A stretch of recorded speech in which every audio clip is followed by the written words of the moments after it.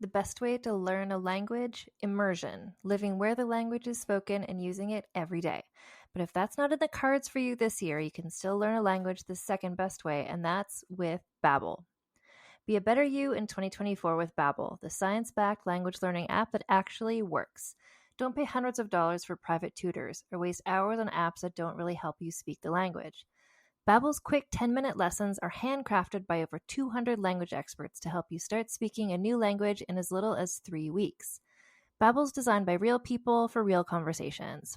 Babbel's tips and tools are approachable, accessible, rooted in real-life situations, and delivered with conversation-based teaching so you're ready to practice what you've learned in the real world.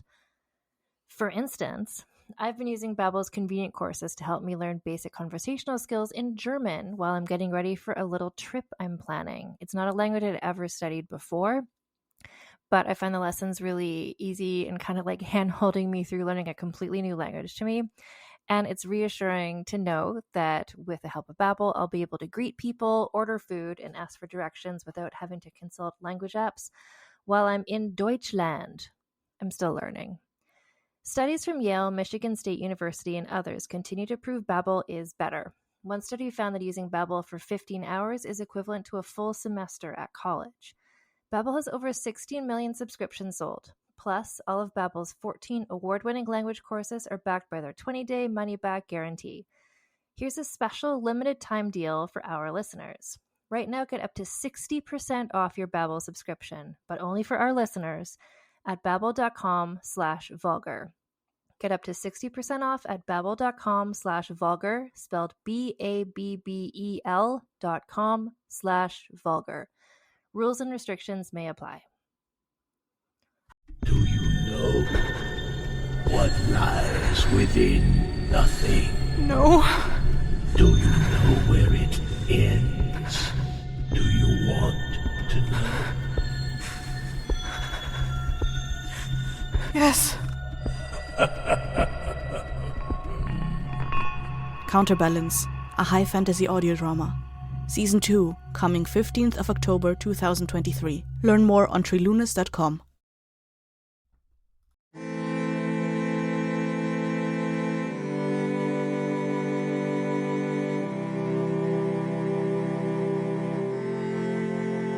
Hello and welcome to Vulgar History, a feminist women's history comedy podcast. My name is Anne Foster and I slightly have a cold, but that's not stopping me from sharing this episode with you today. It's an author chat with author Emran El-Badawi. So his book, Queens and Prophets, How Arabian Noblewomen and Holy Men Shaped Paganism, Christianity, and Islam, has just come out. You can purchase this wherever you get your books from. It's such an interesting read, and I loved this chat that I had with him where we talk about his work and his research and how to even go about researching things from that long ago and where was ancient Arabia? What were the years and geographically, where is it? Anyway, I hope you really enjoy this chat because I really enjoyed having this chat with Emran El-Badawi. Okay, so I'm joined today by Emran El-Badawi. Welcome. We're here to talk about your book that is just coming out. Can you please tell us first about yourself and your work? Good afternoon, Annabelle. Thank you so much for having me. Yes, so as you mentioned, my name is Emran El-Badawi. I am chair of the Department of Modern and Classical Languages at the University of Houston in Texas, in the United States. I'm also director of Middle Eastern Studies. I'm the co-founder of the International Quranic Studies Association. And my areas of research are typically the Quran and late antique Arabia, including, Quran and Bible, post-biblical literature, especially in Syriac, and even classical Islam and classical Arabic and Islamic literature, written, of course, in Arabic. And I also have a secondary interest in modernity in the Arab world, looking at issues of liberalism, gender, sustainability. And I consider myself a citizen of the world. So there you go. So what era are we talking about here? Yeah, so this book, Queens and Prophets, my most recent one, looks at late antique Arabia. So in terms of time, you're looking at roughly the 2nd to 7th century. Late antiquity, of course, is a term that's coined by Peter Brown and other sort of historians that have really given us this gift of looking at history in this way.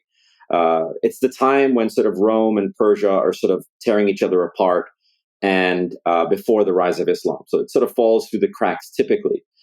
So this period of late antiquity in Arabia is incredibly interesting. And when I refer to Arabia, so if I could talk about geography for a minute, it includes what we would say is Greater Syria, including Jordan, Lebanon, Palestine, Israel, and the Arabian Peninsula, including the GCC, the Gulf Cooperation Councils, Saudi Arabia, the Arabian Gulf states. And then, of course, the book itself touches upon the history and geography of other neighboring Near Eastern and even European, Mediterranean provinces and countries like Egypt, Iran, Ethiopia, Turkey, and even Balkan Europe. So I'm hoping that the book is relatively comprehensive in its approach. Yeah, well, it was interesting. I really wanted you to clarify that right off the bat in this podcast, because these are some of the oldest civilizations on Earth, right? Like this area, there's so much history in like everything you were just describing, Syria and Egypt and that whole area. And so we know what those countries are called now, but the period of time you're talking about. So you mentioned the Persians, for instance. So you're looking at numerous different dynasties, certainly different cultures, ethnicities, religions, but they're all, you can phrase it as just sort of ancient Arabia, and that encompasses everything that you're talking about. Yeah, so this is a very interesting question, and it's part of an ongoing debate among scholars, and it's not resolved. So what I try to do, of course, you have the book, so you'll know at least through exposure that in the first chapter, I try to argue what is Arabian society. It's a term that I need to define. I also talk about terms like Arab, Saracen, and Ishmaelite. So by all means, when I say Arabia or Arabian society, we're not talking about necessarily one, ethnic group or haplogroup or even one language or one religion. But what I'm arguing, of course, and it's not just me, I'm building on earlier scholarship, that over the course of late antiquity, the people of what I define as Arabian society, this conglomeration of empires and trade networks and, warring clans and tribes, that they come together into a complex of Arabic language and culture. And that takes place prior to Islam. There is a contiguous, perpetuated through history, an entity that we can call Arabia. You can sort of hold it with your hands. I say that because this is something that is vehemently argued against by a lot of hyper-revisionist, hyper-skeptical colleagues of mine, who argue that there is no Arabia prior to Islam. And in fact, there may not even be any Arabia prior to the Abbasid dynasty, which ruled roughly 750 till about 1250 or 1258 with the influx of the Mongols. And that to me is an untenable position for so many reasons. And it's one of the reasons why I wrote the book. This book it's about female power in pre-Islamic Arabia, but it's also about Arabia, period. So, I mean, that brings us beautifully to how you came to write this book. You talk about it, I think it's in the introduction of the book, that not on purpose, I think is how you say it's kind of an accident you came upon this topic. Can you explain about how that happened? Yes, of course. So I wrote this book by accident, and it sounds, I know, a little bit maybe quaint and maybe a flippant comment, but it's not meant to be. It really is. There are a couple of dimensions to this. One, of course, is, over the years, I myself, every scholar evolves over time. We change as human beings. We change as scholars. And, I was trained I'm a scholar of text. I read texts in Arabic, in Syriac, in Aramaic, and, Arabian dialects, Greek. And you tend to sort of just mine the sources and interpret them and, reflect what they say in a modern context. And over time, I started to get a little bit jaded. And some of my female colleagues, I have to give credit, they did, I think, the importance of women, female agency and power did start to influence me. So I just was, sort of one day doing what scholars do, researching a book, writing a book on holy men in Arabia. And I happened to stumble across what I'd like to call, like their bosses. and many of whom seemed to be women of high standing. And I thought that was fascinating. I thought that was a story that has not been told, and I have to do it. So I sort of veered a little bit away from just merely mining the sources, which is just, we'll look at our sources and just say what they say, and go into hyper, granular detail about, is this a biblical reference? Is this a Quranic reference? Is this a rabbinic reference? Which is good, but doesn't go far enough. Well, what about who are the historical actors that are not being mentioned in the sources? And I'll mention one last thing in this regard. So I'm not alone, of course, in doing this.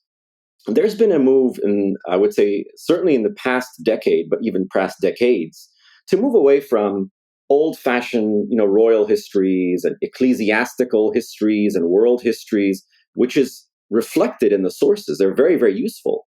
But to move towards more cultural and popular histories, and even anthropological and social science, or histories that are imbued with the social sciences, which of course I learned from, which are of course more bottom up. So that's also part of the picture. And I'll cite two examples of that. There's of course Hani Khafipour and Jack Tanous have recently written, of course, these sort of popular cultural histories on the Middle East. And I'm just, I think I feel like we need to take it a step further now. Well, let's look for the women now. No, and that's a lot of what I'm doing with this podcast as well. It's really kind of finding in the margins of other people you read about in history. It's like, oh wait, but who is that woman that you mentioned? That you're pulling a thread, and so you talk about. I think it was also in the introduction of your book. You describe it almost. It's not strictly an academic research process. You describe it as storytelling, partially, right? Yes. So absolutely. And I must say, I also really love the name of your podcast, Vulgar History. It's really awesome.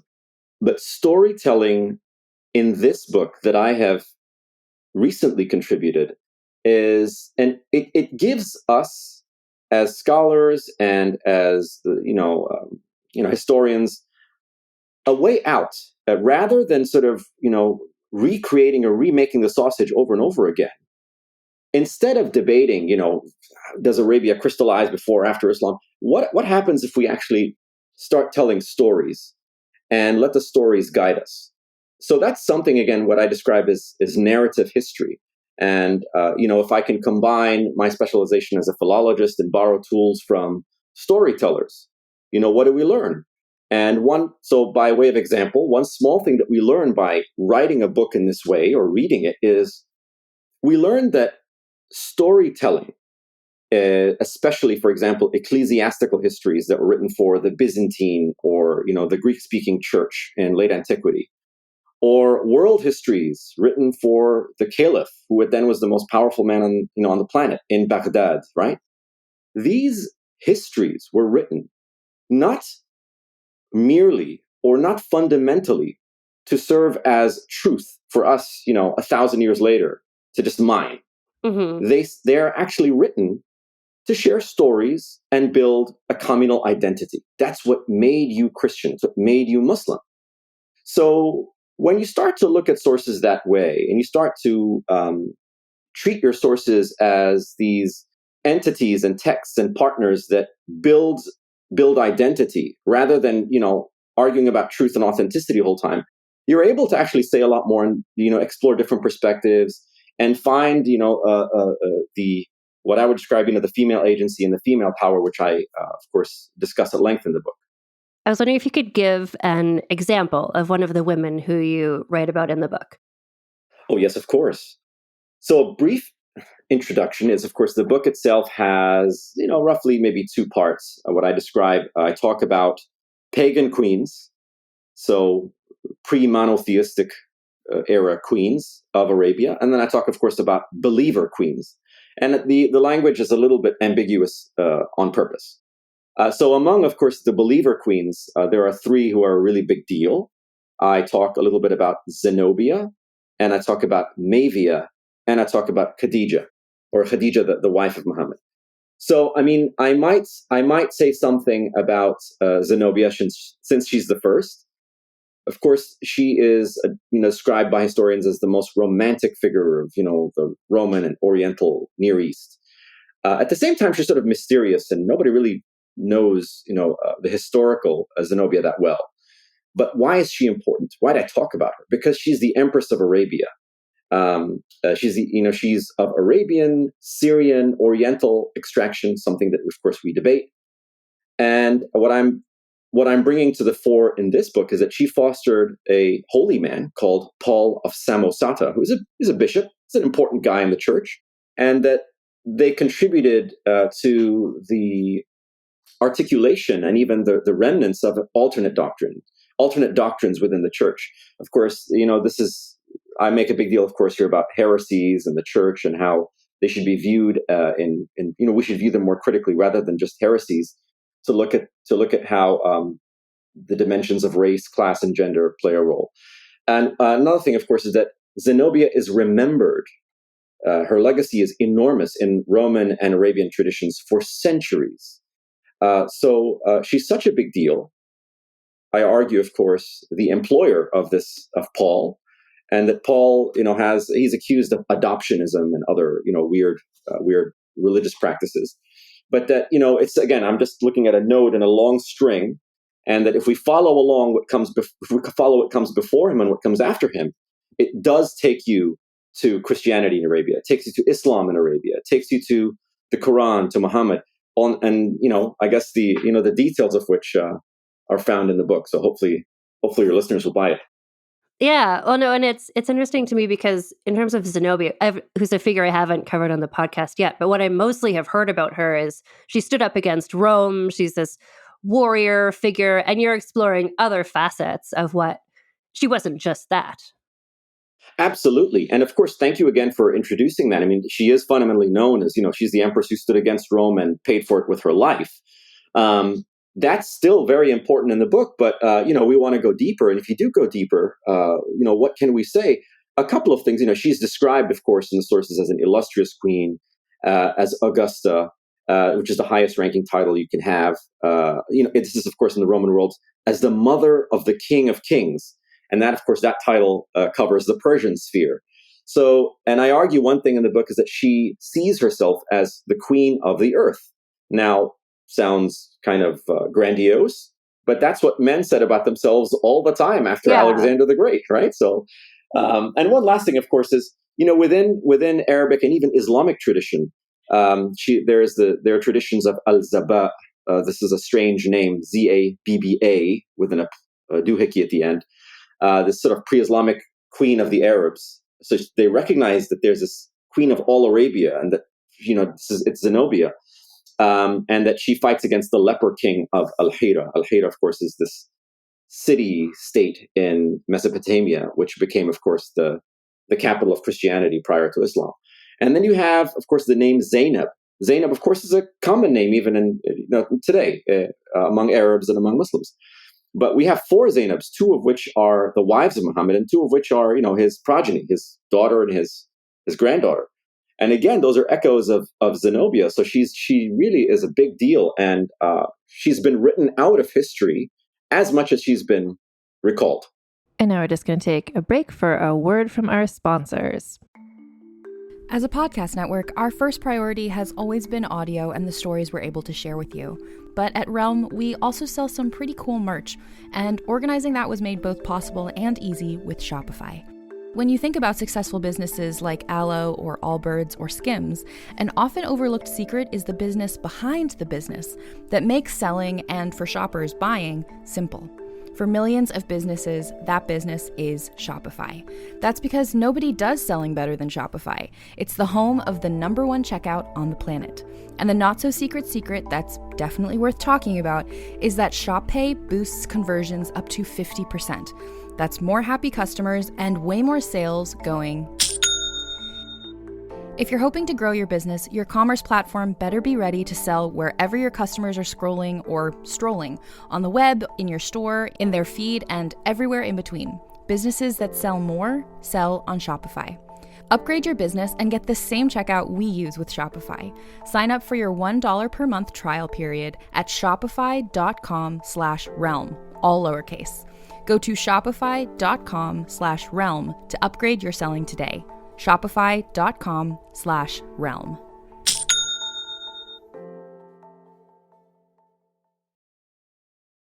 Hello, my name is Alison Larkin, and I'm a writer, comedian, and narrator and host of the Jane Austen podcast. This podcast brings Jane Austen's stories to the 21st century, along with commentary from me and conversations with fascinating people who all share a love of Jane Austen. And of course, we had to start with none other than Pride and Prejudice. So join me as we embark on a journey through some of the most wonderful stories I know. The Jane Austen podcast with Alison Larkin is available wherever you listen to podcasts. People often look at me with confusion when I ask them what their only one in the room story is. They think it has to be like mine, where I went to a 600-person event and discovered that I was the only Black person there. I know.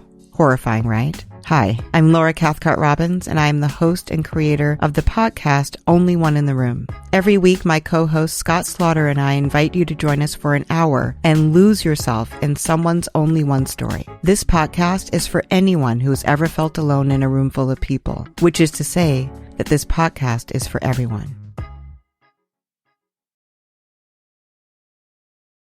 And we're back. No, so I really appreciated that you were expanding upon, and I guess your ability to read all these different languages and to look at the different sources combined with the approach you're taking of the storytelling really helped to put together, even just saying that this is what people had, and it was spelled differently, like to put that together, like, well, they mean her, so then being able to add, well, here's what other people were saying about her. Yeah, thanks for bringing that up, because it's important for us as scholars and as historians, as philologists, as critics, as social scientists, to have imagination, to think and have thoughts, and to dig deep. And we do dig deep, but I think there's sometimes an emphasis on not going far enough. And I think that there's a need for imagination, especially if you're looking to write a sort of a cultural history, to tell stories about today marginalized populations. Then you need to actually use imagination, and you need to actually go a little. You take the data as far as you can, and I think again, it's not that hard to do. We just have to, want to do it. It's just so fascinating to me because what you're looking at is such ancient text. So a lot of the research I've been doing has been, 1600s, 1800s, where you have stuff is written in English. There's a lot of points of view, but you're looking at what pieces of paper remain from that period of time, and you have to piece it together almost where you really need to bring the imagination to just turn that into a story if all you have is one scrap of, papyrus or something. Absolutely. And to go back again to connect what we just said, to both points, this one and the one earlier, scholars do use imagination whether they admit it or not, because when you're looking at, epigraphic evidence from Arabia, like, scribbles on rocks, most of which are funerary, this is this funerary site of so-and-so, daughter of so-and-so, whoever touches it is cursed by the god so-and-so. It's like a formula. When you look at thousands of these and you start piecing them together, you have to use imagination as well to make those connections. Or, of course, when you're looking at literary evidence, when you're looking at books, some of the stuff that you're mentioning just now, whether those books are written in Arabic and come from the 8th or 9th century, or, Syriac Christian or rabbinic Aramaic sources from earlier, 3rd, 4th, 5th century, or Greek sources prior to that, it's to connect all of them. First of all, it's a ton of work, right? Mm-hmm. It takes a lot of training and toil. But it takes imagination. And I don't think that it's wrong to actually, articulate that. And, I think that that's something I've sort of put forth in the book boldly, and hopefully it works. Well, and you said, again, I promise I read the whole book. I keep mentioning things from the introduction, but you really set up everything in there. And one of the things you mentioned was that some of your colleagues challenged you in this concept, or thinking like you were doing some sort of Arabic version of the Da Vinci Code or something. Can you talk about that? Yeah. So writing this book has been exceptionally difficult. I have to say that, up till writing this book, I've been spoiled as a scholar. I've enjoyed my privilege as a man, as an Arab and Muslim American, as a a scholar of the Middle East. I've just enjoyed that. I write my scholarship, I send it for peer review, I get constructive feedback, and it's published. This is the first time I have gotten so many rejections. It has been flabbergasting. Part of it was, of course, you get feedback, and they've all helped me, but there's something amiss. It gave me pause. I'm like, why is everyone so antagonistic, and why is there so much animosity to what I'm writing? So I think that there is something to be said about just existing power structures and scholarly bias, and we're all human beings at the end. So it took extra work to articulate my ideas, and I think that it is a better work. I'm thankful to, again, my detractors and my supporters alike. I had to be extra rigorous. I had to go, do my due diligence. And I know still the book as it stands now, some folks will be very happy about it. Other folks won't be convinced. But there's one point I wanted to mention, of course, which we all have to sort of admit or acknowledge is, pre-Islamic Arabia is a very mysterious place. And there are no books in pre-Islamic Arabia. The first book is the Quran, which of course is this masterpiece of Arabic language and religion. And it's like, how did this happen? Right. So that is a problem for anyone who wants to write about pre-Islamic Arabia, is you don't have sources. So you have to be extra creative and go really wide and look at neighboring civilizations. And now we have, of course, more epigraphic sources, and more Syriac Christian sources are being, extrapolated and interpreted. So it makes things a little bit easier. We're getting there. And I think that I hope that this book changes some opinions and changes how some scholars behave. Well, because you're looking at historically, like I'm going to say nearly every historical society is a patriarchal society. Like the instances of women being powerful are so rare that, they stand out. So is that part of the challenge, is looking at these structures that have been accepted as patriarchal societies and saying, well, actually, here's the influential women who were there. Is that part of what the pushback was? So that's definitely part of it. And I'm also sort of ruminating on your question, but I'll add that this book builds, of course, on numerous colleagues who happen to be female and also writing about Arab women. So among them, of course, is Layla Ahmed, last name Ahmed, who is a towering figure in Islamic gender studies. She acknowledges, she acknowledges the point that you made, which is all sort of society is patriarchal. It's like, what could all the men on the earth agree upon? That they're in charge. At the same time, she's acknowledging that, especially in pre-Islamic Arabia, you had these communities and instances where you have matrilineality and pockets of matriarchal, customs. And those, of course, if we ever get a chance to discuss it now, or maybe even later, I discuss in future research. It's already written and I'm working on it now. But so it's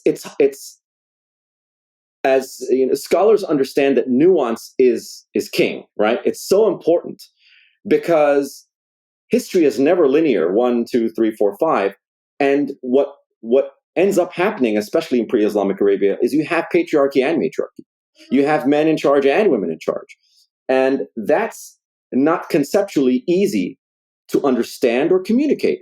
So we get lazy and say, okay, well, this is the one narrative we're going to stick to the whole time. Mm-hmm. The reality is you have large or widespread, long-lasting patriarchal structures. I discuss them, of course, in the final chapter. But nestled between them, among them, before them, and after them, almost in perpetuity, are matriarchal structures and polities that, where you have queen regents and women. And again, the importance, again, of priestess and goddess, they get lost in these, our typical notions of, what is power? Well, power is a king or it's a president. Well, what about the priestess? What about the priest? So we have to do both the nuance of acknowledging that you have men in charge and women in charge, and that you also have to look at different categories of power. And by, sort of walking and chewing gum, hopefully, this works out and it tells us a new story about pre-Islamic Arabia. Well, and something that I come across in my research as well is, especially when you're going really far back, if there's not a contemporaneous account, then you're reading what somebody 500 years later thought, and they're bringing their point of view from 500 years later, or 1,000 years later, 2,000 years later. So trying to break down, well, this person thinks this, but that's because this is what was happening in his world. But 500 years ago, is that what was really happening? So it's just trying to take away the bias of people reporting far after the fact what actually happened at the time. Yes, great point. Because this of course is the other problem. Of course, so we mentioned, of course, that there are no good sources or no immediate sources for pre-Islamic Arabia. They're slowly coming out, but still, it won't be anything not too verbose in its content. So what do we have? We have, in fact, literary sources which come centuries after the fact. Mm-hmm. So we have lots of texts and stories, and histories about pre-Islamic Arabia and men and women that come 2, 3, 4, 5, 600 years after the fact. And, they tend to fall into these tropes and topoi, sort of biblical and Roman way of looking at the world where men are in charge. And it sort of tells the story of Arabia in those terms. So you have two challenges. One, you have to try and extrapolate or dig out the nuggets of truth or the kernels of truth. Sometimes, and again, there's a lot of debate about that. Sometimes there's none, sometimes there's some. The second thing you have to do is read against the text, because the content itself.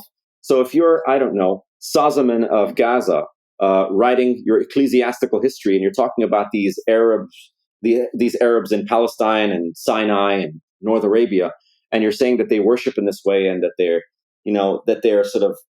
worshiping abominations or something of that nature. Yeah, that's what he's saying, because he's a churchman and he wants to promote Christianity in his day.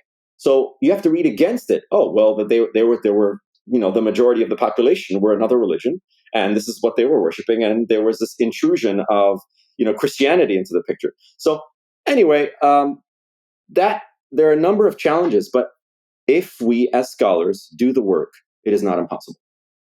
This is going to be possibly a very big question, which is maybe not the best choice. Is like, let's wrap it up with this question. But you touched on this a bit in the book, but I'm just wondering what your thoughts are today about the connection between this book and the women you discuss and the societies and cultures you discuss and today, current situations for women, especially in that region of the world. Yeah. So that is a big question. I know. And I will preface by saying a couple of things. One, of course, is I am ultimately, a humble man in this world who's trying to learn from his colleagues, both female and male. And I've learned a lot writing this book, not just researching it, and even getting feedback from my colleagues and my students and my friends and family. A couple of things, I think, if we can learn, what are the lessons maybe of this book as far as the contemporary world? There are a few. So one, of course, is it realigns our assumptions about what monarchy is. So if you Google the word queen, right, or king, you might get the Queen of England, who left us not too long ago, right? May she rest in peace. Why is that the case? When we think about monarchy or queenship, that we think of, we think about the English royal family.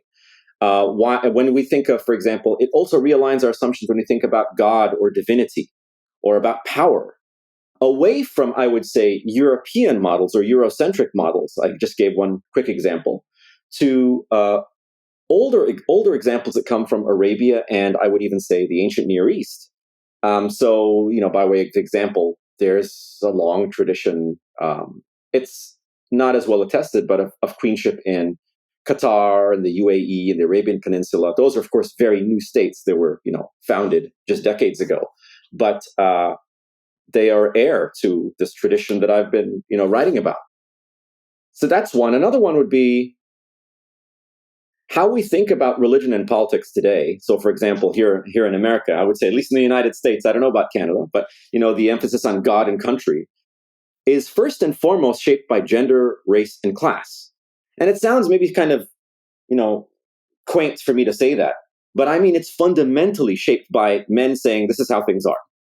And there's nothing wrong with that if you know that that's what's happening, but we don't know that's what's happening.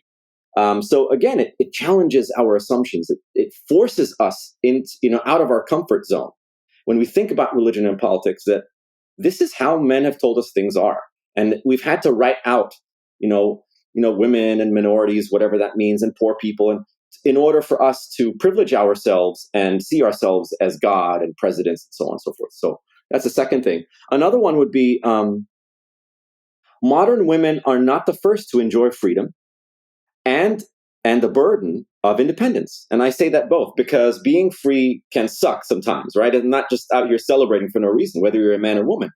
But women today are not the first to do that.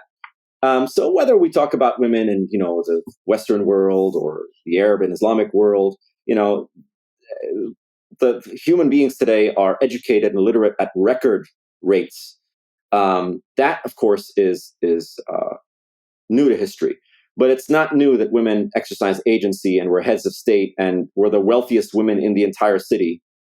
That's happened before, and it's actually kind of shocking when we read about pre-Islamic Arabia, and this is in the book, of course, just how independent, how free, how wealthy, how powerful these women were. And of course that challenges our assumptions. And one last point to try and wrap up this really big question is, I mentioned, of course, the Iraqi American activist Zainab Salbi at the end of my book, and she talks about, women are the ones who are there at the end. And if I can quote her for a second, it says, like life, peace begins with women. We're the first to forge lines of alliance and collaboration across conflict zones. I say that because we're in a world where war is just the natural state of things. Why is that? Why is that the case? It wouldn't hurt to, I think, put women in original places of power. And I mean that, to challenge the idea that, women CEOs is a marker for something. I think that's a little bit different. But when we look at the example of Mavia, that, she did things on her own terms. She antagonized the Roman emperor, the bishops. She did everything her way. That we need a little bit more of that in our world today, and not a sort of rebellious childishness, but I mean at the very, very top. I mean, our world, I think, needs it. That just connects to something else I just remembered I wanted to bring up with you. On the dedication page, I just love this. It's a poem or a quote about chess is a game of life. Yeah. I don't know if you have it in front of you, but I do, so I can read it. Just on your dedication page, it says, "Chess is a game of life. The queen is the most powerful piece on the board. Respect the queen, win the game." I have it in front of me because I just took a screenshot and saved it because I was like, that's so beautiful. I always get emotional when I think about that dedication because, of course, I dedicated it to my kids. And my kids, I have 3 boys. They're all young men. And, the quote itself is sort of an adaptation of a very famous quote from a chess player. And my kids all grew up playing chess. And they still do. And I want them to grow into the men that I would want them to be. And I want them to be better than me. And in order to do that, you have to respect the queen on the board. Mm-hmm. It just really took my breath away when I just first opened your book. I was like, oh, I took a screenshot of it. I think I saved it I put it on Instagram or something. I'm just like, this is so beautiful. And it really speaks to, I don't know, clearly your personal philosophy that really is shown throughout the book that you've written. Thank you. I mean, I myself, I mean, that's my favorite passage in the whole book is actually the dedication. Oh, that's lovely. Yeah. No, it's honestly saved on my phone right now. If people want to keep up with you, do you have social media or a website or anything where people can follow you and see what you're up to? Yes. So all of the above. Of course, you can Google my name, and I'm sorry to say it that way. It sounds sort of shameless publicity, but you could do that. I'm on LinkedIn. I'm on Twitter. I'm on Facebook, although I limit, of course, my the friends I accept. But Twitter is where I am most active, and I also have an academia.edu page where I share samples or whole parts of my research. No, that's so good, and I can put links to all of that in the show notes. So thank you so much for joining me to talk about this really good book. Thank you so much, Annabelle, for having me. I really appreciate it. You are now, I hope, a part of this story, and I'm indebted. So again, the book we were talking about is Queens and Prophets, How Arabian Noblewomen and Holy Men Shaped Paganism, Christianity, and Islam, which is out now by Emran El-Badawi. I'll put all of his links for his social media and things in the show notes so you can follow him and see what he's up to, because his new stuff he's working on also sounds really interesting. And if you want to keep up with me and this show, so we are on Instagram at Vulgar History Pod, on TikTok at Vulgar History. If you want to reach out to me for any reason, there's a form at vulgarhistory.com, or you can email vulgarhistorypod@gmail.com. You can also support the podcast / me on Patreon at patreon.com/AnnFosterWriter. So if you pledge at least $1 a month, you'll get early ad-free access to all of our new episodes. If you pledge $5 a month, you get access to bonus episodes of Vulgar Peace Theater, where I talk about costume dramas with friends of the podcast, Alison Epstein and Lana Wood Johnson, and also episodes of So This Asshole, where I talk about awful men from history. And you can shop for Vulgar History merchandise at vulgarhistory.store, where you can always use code TITSOUT for free US shipping, or TITSOUT10 for 10% off. Anyway, thank you so much for listening. I'll be back next week with another episode. And until then, keep your pants on and your tits out. Vulgar History is hosted, written, and researched by Ann Foster and edited by Christina Lumagi.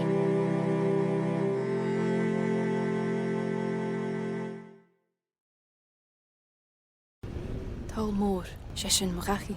Talmor is my home. My family have worked the land for generations. My gran says the island does not belong to us, but we belong to the island. And we must be ready, for a great evil is coming, and death follows with it. Listen and subscribe to the latest season of Undertow, The Harrowing, a Storyglass production presented by Realm, available wherever you get your podcasts. With your long-forgotten name, we call upon you. We call upon you. In the words of the unspeakable language, we call upon you. We call upon you. By the spilt blood of the wicked, who walk upon this world, sprouting the words of false idols, we call upon you. We call upon you. On the land of the dead harvest, that which brings the earth itself into your service, Yamal, we call upon you. We call upon you. We call upon you. We call upon you. Yamal calls upon you. The Sprouting, a Call of Cthulhu actual play podcast by Blighthouse Studio. Find us on your podcatcher of choice.